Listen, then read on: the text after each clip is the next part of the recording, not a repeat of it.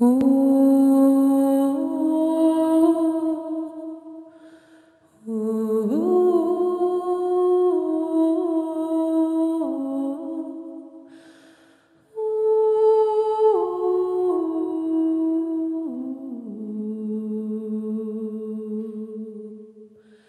jeté un coup d'œil sur Google Maps, trouvé un camping, par chance, qui se trouvait au bord de la rivière, un peu en contrebas de Roros. Donc je les ai appelés, savoir si je pouvais déposer mon canoë, etc. et passer la nuit.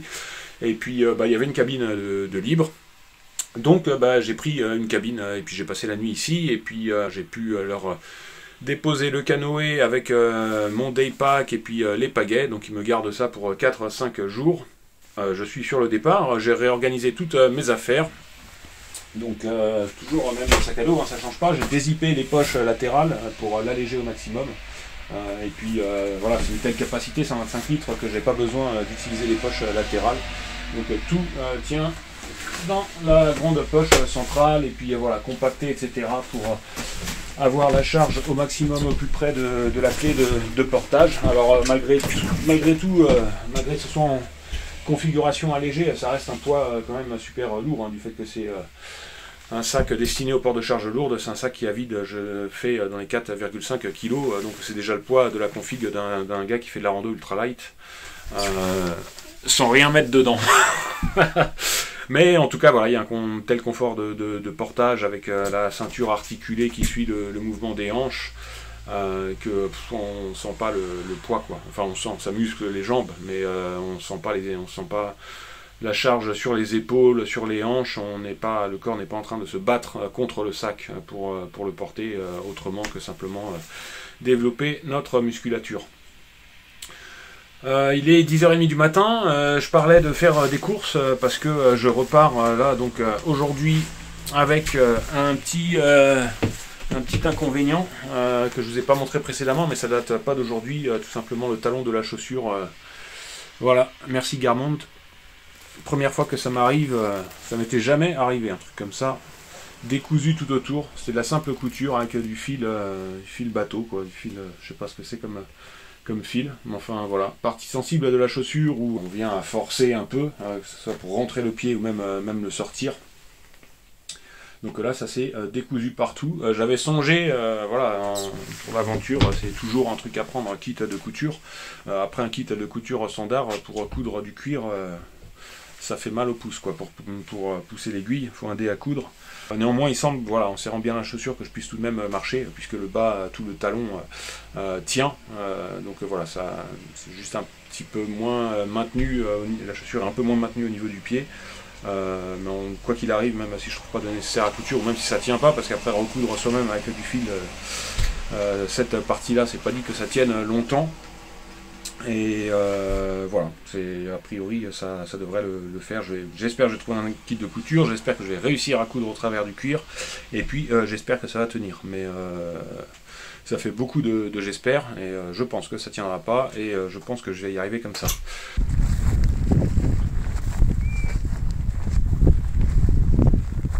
Depuis tout à l'heure, je cherchais ce que c'était ces cris là, je voyais pas ce que c'était.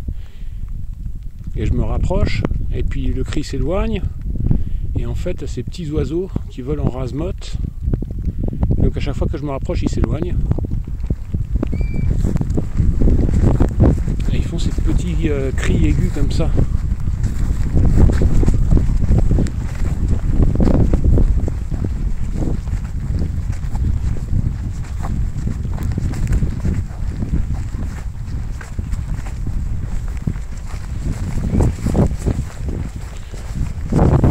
C'est les lichens blancs que les rennes mangent.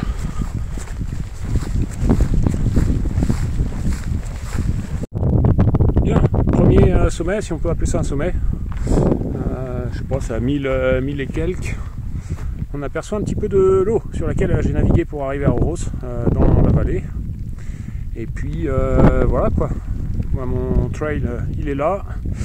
Et puis c'est ça qui m'attend pour les prochains jours. Les collines de la forêt, et puis de retour sur Rogan, ça va être du caillou.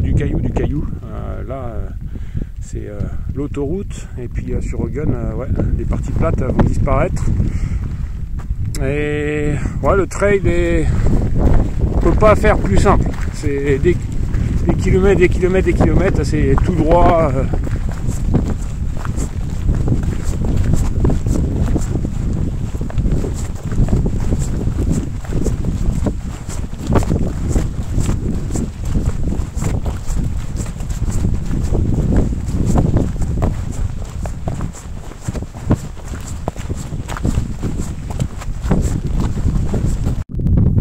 J'arrive de là, un petit tour, un petit panoramique.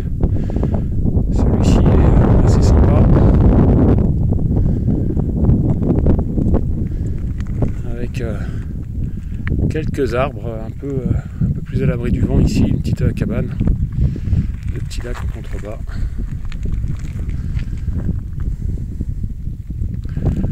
Et une belle vallée arborée.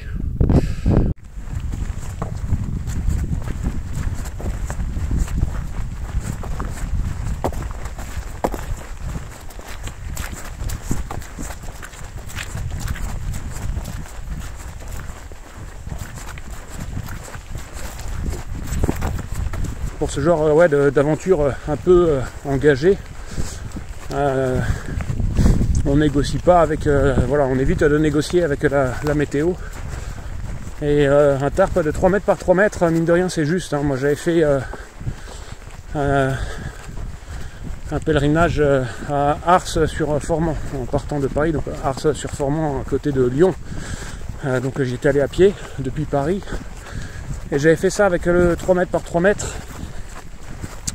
Donc j'ai traversé le Morvan et j'avais eu une semaine entière de pluie, je crois. Et c'est pas évident, 3 mètres par 3 mètres. On peut pas correctement faire à la fois, quand on a une grosse période de pluie, on peut pas à la fois s'abriter correctement en dessous en ayant de l'espace, faire sécher ses affaires.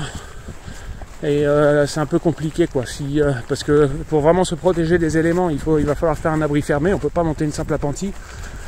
Quand il y a de la grosse pluie avec du vent, une simple appentis, on se fait tremper en dessous.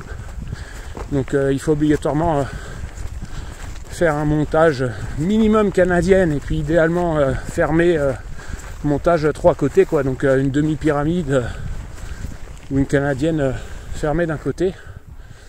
Lequel des deux je prends moi? Il y a un poteau là, je vais prendre le poteau.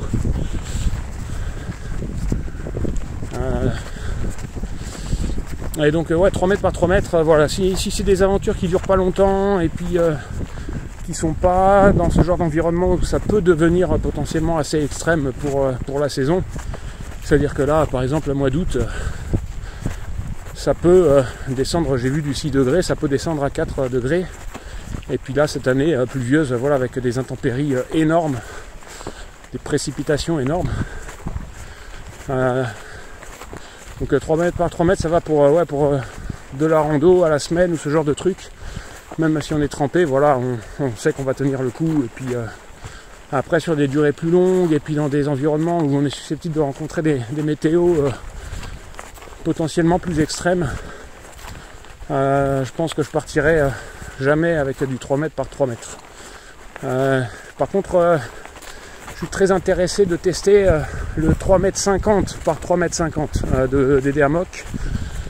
Idéalement, je pense que la taille, moi qui m'intéresse, je vais faire peut-être, ou le faire moi-même, recouper le XL pour retirer 50 cm, avoir un tarp de 4 mètres par 3 mètres. Mais moi, je suis très intéressé de tester le 3,50 m par 3,50 m. Ça me semble une taille maintenant idéale. 3 mètres par 3 mètres, c'est parfait pour du bivouac standard, de la rando. Après, pour vraiment se protéger comme je l'ai dit, de conditions dégradées dans la durée pour des trucs un peu engagés, c'est trop juste. 4,50 m, trop long. Donc 3,50 m, ça semble, en tout cas ça me semble à moi, un compromis vraiment très intéressant. Bon, je sais pas ce que j'ai foutu, je suis pas sur ma track, sur mon truc de GPX, là, comment on dit ça en français, sur ma piste GPX. Néanmoins, comme évidemment j'avais quand même, je suis pas parti comme ça à l'aveugle, donc je savais qu'il fallait que je contourne ce relief par la droite, et je suis bien en train de contourner ce relief par la droite, sur un semblant de piste, et moi mon truc GPX, ma piste est je sais pas 50 mètres plus haut dans les bois, et celle-ci en fait descend ensuite, donc en fait elles s'éloignent l'une de l'autre et celle-là descend, donc c'est très bien que je m'en aperçoive maintenant.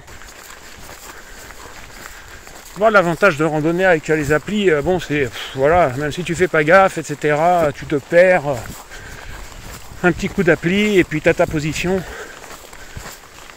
et puis tu peux revenir sur ton chemin facilement, etc. Mais autrement, vraiment pour la navigation, je trouve ça vraiment même plus difficile et plus casse-tête qu'une carte papier. Déjà, souvent les fonds de cartes n'ont pas du tout la même qualité, et puis en plus la signologie n'est pas la même d'un fond de carte à l'autre, alors que les cartes papier c'est quand même plus standardisé, plus établi depuis longtemps. Donc en même temps, voilà, on sait à quoi s'en tenir, et puis c'est aussi voilà, mieux pensé. Là il y a pas mal de fonds de cartes où les signes sont trop petits, donc on est obligé de surzoomer pour localiser, que ça soit une hutte, ou bien certains points caractéristiques. Donc en fait il y a des points caractéristiques importants pour randonner, en fait qu'on ne peut pas voir sur une vision globale de la carte. On est obligé de surzoomer partout. Donc ça prend beaucoup de temps et c'est assez fastidieux en fin de compte. Alors qu'une carte papier, on a à la fois une vue d'ensemble et puis en même temps accès directement à tous les détails. Donc la carte papier a encore de très gros atouts et n'est pas prête de disparaître pour les baroudeurs en tout cas. Bon, premier petit passage à guet, petite traversée de rivière, et puis je l'allonge ensuite, je sais pas, sur quelques centaines de mètres pour la retraverser plus loin. Et voilà, ça, hop, ça c'est le trail.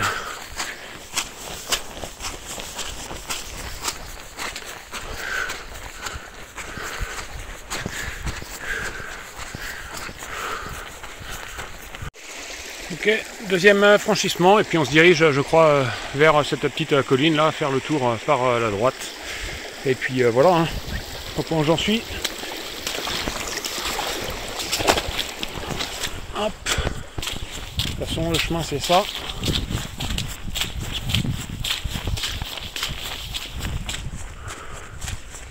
Voilà, que je parte pas n'importe où, il y a une marque rouge là-bas. Hop.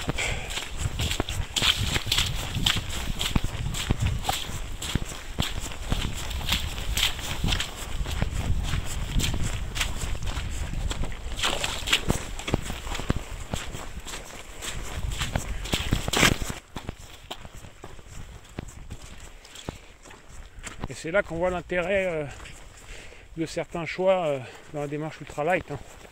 Ce genre de truc, on est beaucoup mieux en fin de compte avec des petites baskets légères qui vont sécher rapidement, plutôt que des chaussures de rando qui, même dans la nuit, à côté d'un poêle à bois, quand on est passé dans ce genre de truc, le lendemain elles sont pas sèches. Donc il vaut mieux largement avoir des baskets de trail qui ont un bon grip, mais qui vont sécher très rapidement. Après, ça, donc c'est le plus optimisé en fait pour ce genre de terrain, quoi, pour pouvoir les sécher et ne pas avoir les pieds qui mijotent et qui moisissent. Et puis du coup, ouais, ça demande quand même d'alléger un petit peu le poids du sac, malgré que j'avais rencontré un mec là. Ah bah c'est le gars de République tchèque. Lui il randonnait avec des Oka, chaussures de course à pied Oka. Il avait quand même un sac à 30 et quelques kilos avec ces baskets là. Avec du terrain plat ça marche. Après j'étais un peu dubitatif, même avec des bonnes chevilles, non pas sur le risque de se bousiller une cheville, mais sur la capacité des chaussures à tenir le coup. parce qu'avec des bonnes chevilles, on peut poser le pied en travers sans que notre cheville parte en vrac avec une charge lourde. Mais des petites chaussures de running, le tissu il apporte pas assez de maintien, et je me suis dit mais le tissu il va s'exploser direct quoi. Ou le pied il va glisser de la chaussure, les coutures elles vont craquer. Ces chaussures de running elles sont pas faites pour supporter notre charge, plus un sac à dos à 30 et quelques kilos. Donc se balader avec un mec qui fait plus de 100 kilos sur du caillou dans des positions bizarroïdes. J'étais assez surpris de ce choix de partir avec des OK et puis un sac à 30 et quelques kilos, 34 je crois qu'il m'avait dit, mais ça avait l'air de tenir hein, donc comme quoi ça me fait relativiser un peu le point de vue que j'avais. Ça me donne un peu de matière pour l'ajuster. Je me trouve au milieu de nulle part, en pleine nature. J'ai fait tomber la veste parce que je suis plus mouillé avec que sans, tellement elle respire mal, malgré les pit zip intégraux, etc. Évidemment au niveau des épaules ça respire pas du tout, et je me retrouve complètement trempé en dessous. J'ai fait le test de souffler au travers du tissu, même en soufflant bien fort, j'arrive pas à sentir d'air qui passe quoi. La veste que j'avais de chez Simalp, ça passait sans problème, ça respirait quoi. Donc il y a vraiment une différence flagrante qui fait que je me retrouve mieux en t-shirt malgré le crachin qu'avec cette veste. Je suis voilà, comme je disais, au milieu de nulle part dans un paysage splendide, et je suis idéalement, si j'ai l'énergie, je suis à la moitié du parcours que je veux faire aujourd'hui, et donc là voilà, le trail est là, et ensuite je passe derrière ce petit promontoire et je remonte sur la colline qui est la grosse colline qu'on voit là en face. Pour l'instant je veux essayer d'enquiller les kilomètres tant que j'ai ce genre de terrain et que je suis pas dans du caillou pur, ce qui va être le cas à Roggen en principe d'après les échos que j'ai eu et ce que j'ai pu observer.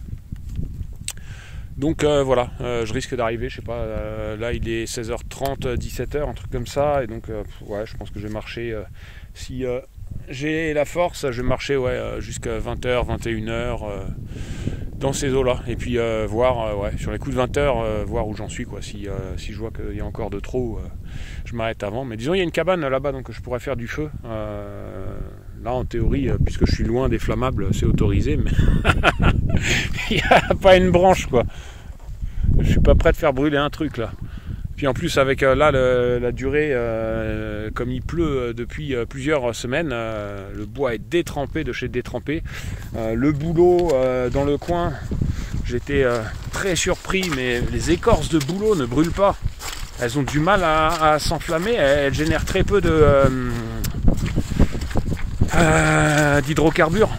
Et du coup même les écorces de bouleau on les fait prendre, hop on attend, et l'écorce de bouleau s'éteint toute seule. Elle fait une flamme un petit peu, et puis un peu comme une allumette, et pof, ça finit par s'éteindre.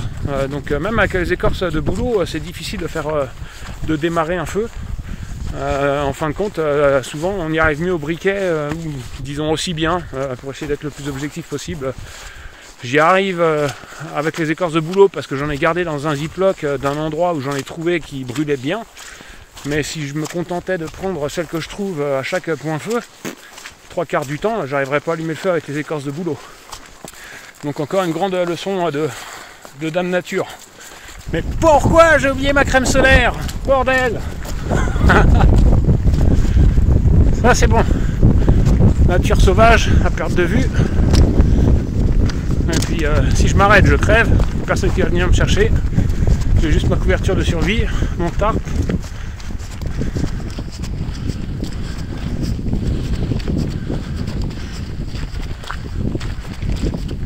Là, je me sens bien là. Je suis trempé jusqu'à la moelle. En plein vent, glacial. Enfin, le vent lui-même n'est pas glacial, mais enfin la vitesse du vent, etc. me fait chuter en température. C'est pour ça que j'ai remis la veste, puisque en fin de compte là de nouveau le t-shirt avait séché sans la veste, et puis là de nouveau le t-shirt est mouillé avec la veste. Parce que je me suis passé dans un nuage, là je me suis fait saucer comme il faut. Ah, c'est pas beau ça. Et avec le lac au fond, ça c'est pas Femunden, c'est celui qui est au nord de Femunden. Celui à partir duquel j'avais pris la rivière qui va à Rhoros. Et waouh, je sais pas si ça ressort bien là, ce truc là. Cette petite montagne qui apparaît dans les nuages derrière la première colline, là c'est splendide.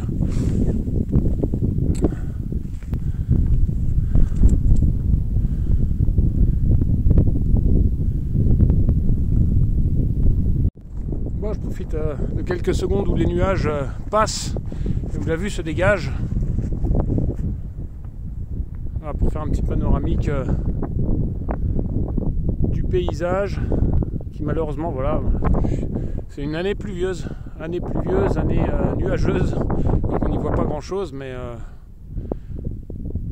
paysage assez fantastique, à perte de vue des collines et pas une trace de civilisation.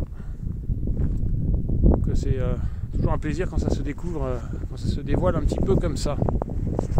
J'ai réalisé, là je me suis fait avoir 2 fois, je sais pas si je peux tenir le téléphone, de toute façon ça fait moins de bruit, peut-être comme ça. J'ai réalisé, là je me suis fait avoir 2 fois, en fait parfois le trail se sépare en 2, et c'est tellement, je sais pas, c'est vraiment mal fichu en fait, le trail se sépare en 2, mais ils ont fait le marquage que d'un côté. Donc ça fait 2 fois où en fait en suivant le marquage, je me retrouve hors du trail, parce qu'en fait l'autre bifurcation est marquée plus loin, un endroit qu'on voit pas depuis la bifurcation. Donc là tout à l'heure j'étais un peu en contrebas à flanc de colline, et puis je dis tiens mais c'est bizarre, tout à l'heure quand j'avais regardé la carte, normalement ça s'est passé sur le sommet.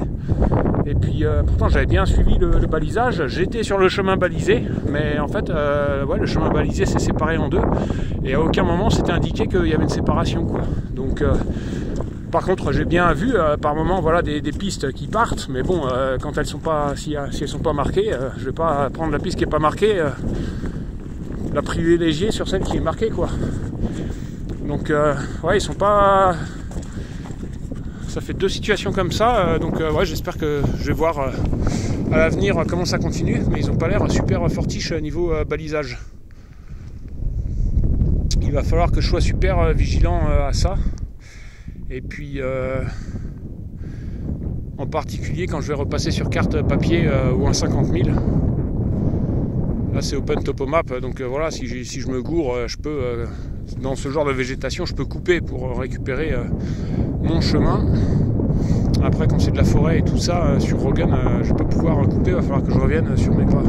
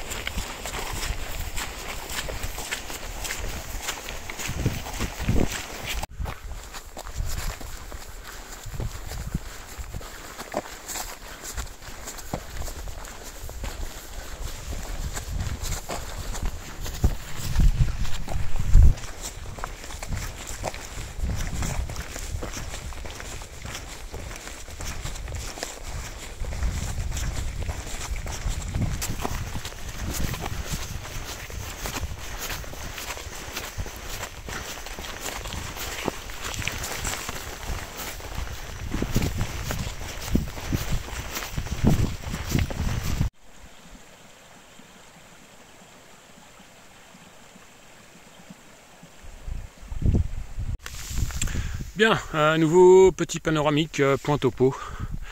Voilà, j'étais sur cette crête là, j'ai monté là-dessus. C'est là où j'ai dû recharger le téléphone, j'avais plus de batterie. Et puis c'est là où ça s'est éclairci un peu, où la masse nuageuse dans laquelle j'étais et je me prenais la pluie est passée. Et puis j'ai redescendu le long, un peu en contrebas de la crête. Après, j'arrive pas à voir sur le téléphone là, pour pas dire des bêtises avec le bâton. Donc là, il y a un petit promontoire, petite colline. Celle-là, je l'ai contournée par le bas, redescendu et puis revenu là un peu dans les méandres du petit vallon. Et puis donc j'arrive de là-bas derrière Et voilà, une très très belle vue encore une fois. Il y aurait des lumières de soleil là rasantes le matin ou le soir, là ça serait époustouflant.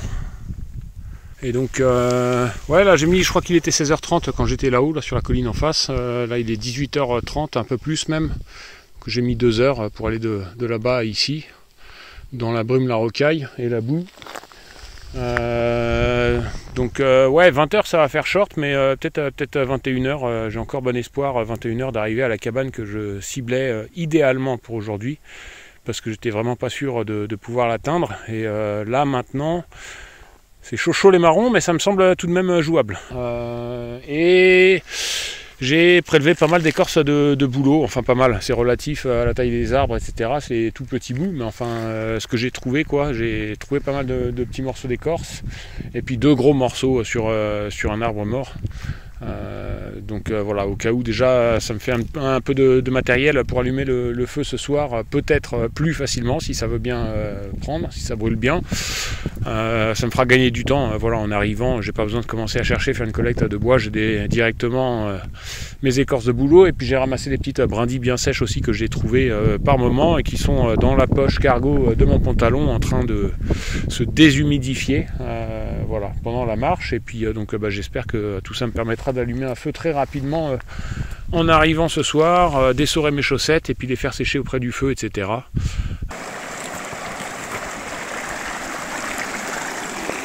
On a mis un signe au milieu de la rivière là. Ça veut dire que c'est bien là qu'il faut passer.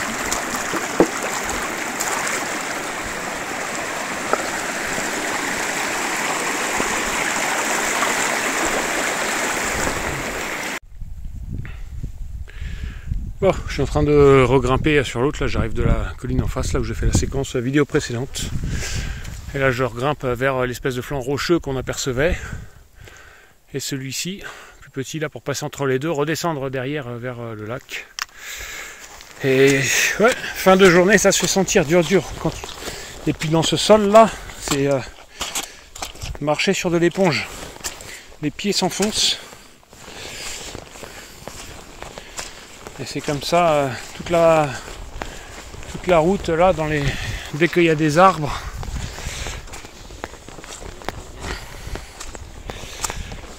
Et là c'est propre, il n'y a pas la boue, il y a juste la mousse.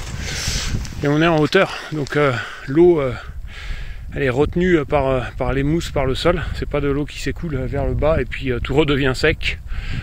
Donc c'est soit être au-dessus de la végétation dans le vent, ou bien voilà, dans la flotte.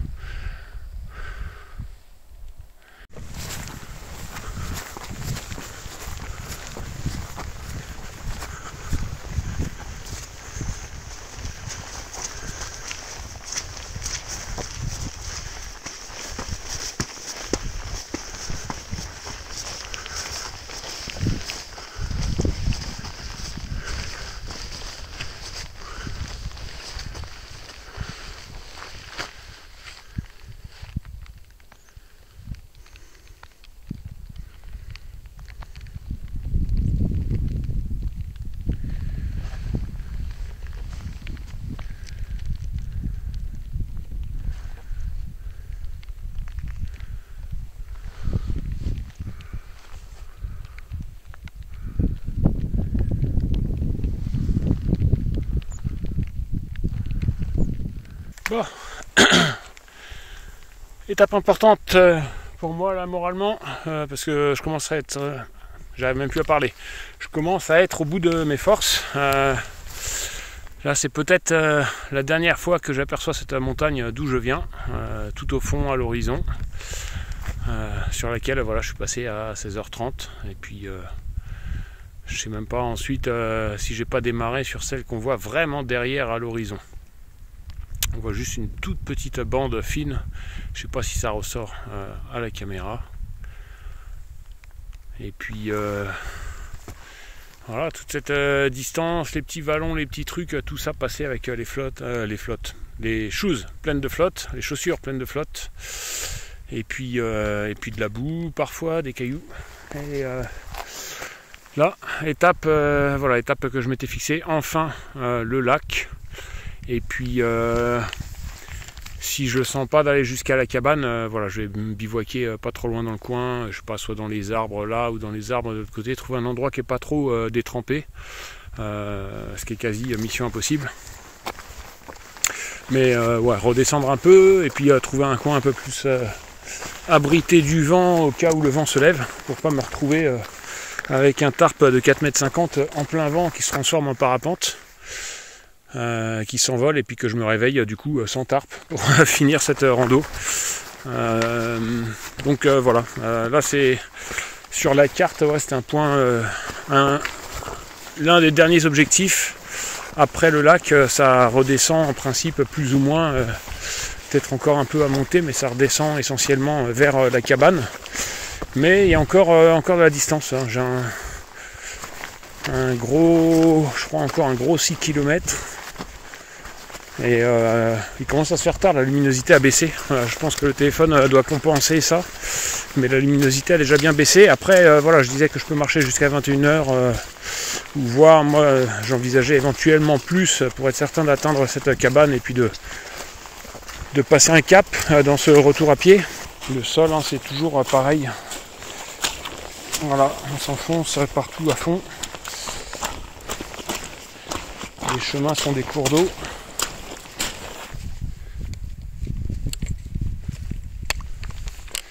Et là, on est en pente, quoi. Et l'eau reste là. Elle échappe aux lois de la physique. Elle ne va pas descendre, couler. Non, elle reste là. Il semble qu'il y ait une plage sur ce lac. Si jamais je décide de rester là, je pourrais avoir une plage privée pour faire un peu de baignade. Même, pourquoi pas, ouais. Faire une baignade là en arrivant et puis me laver. Mine de rien, même dans une journée de pluie et de froid, qu'on passe complètement trempé, le plus agréable, c'est pas d'arriver et puis juste de se sécher directement. En général, personnellement, dans mon expérience, ça fait énormément de bien, au contraire, de tout lâcher et puis de se mouiller complètement, de se baigner. Et puis surtout qu'on est assez désensibilisé du froid, etc. Le corps, voilà, mental oppose moins de résistance. Donc en général, le bain est assez confortable, même si l'eau est froide. Et enfin, quand je dis un bain, il ne s'agit pas d'y passer un quart d'heure. Hein. C'est se plonger dans l'eau et puis après, en fonction de chacun. Mais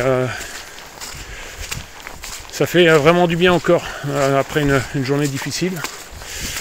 Et une fois séché, on se sent vraiment revigoré, comparativement à simplement ôter ses affaires mouillées, se sécher, et puis hop là, je crois qu'il y avait une grenouille à mon pied. Ça n'en était pas une, c'était un gros bout de mousse marron. Parce qu'il y a des grosses grenouilles parfois ici. Alors il y a un truc qui m'intrigue vachement là sur ce lac, plus exactement sur la montagne en face. Il y a 4 taches noires qui ne semblent pas être des arbres. En tout cas, on voit des parties plus vertes où il y a de la végétation. Et donc, ça me semble pas du tout être des trucs végétaux. C'est une montagne super rocheuse, un peu rouge. Ça pourrait être des entrées de mines. Maintenant que j'y pense, par rapport au type de roche, il faudrait que je regarde sur la carte. Peut-être c'est des entrées de mines. Bah, après vérification, c'est bien ça. Il s'agit de mines. Donc ils ont miné la montagne. Voilà, a priori ça pourrait être les lacs d'où je viens, la séparation qu'il y avait. Là où moi j'ai pris à gauche. Donc cette branche là pour ensuite pouvoir bifurquer sur la rivière qui m'a conduite à Roros. Et donc là, moi je continue ici. Je sais pas si je dois grimper celui derrière, c'est possible. Et ensuite fini la grimpette. Nous y voilà, on rejoint enfin les lacs. Et donc pas rechecker la carte. En principe, je remonte pas sur la dernière montagne là-bas. Ça doit redescendre en pente douce vers les quelques maisons où se trouve la hutte que je veux rejoindre. Officiellement, je n'ai plus de dénivelé positif pour aujourd'hui. Donc, je peux me relaxer.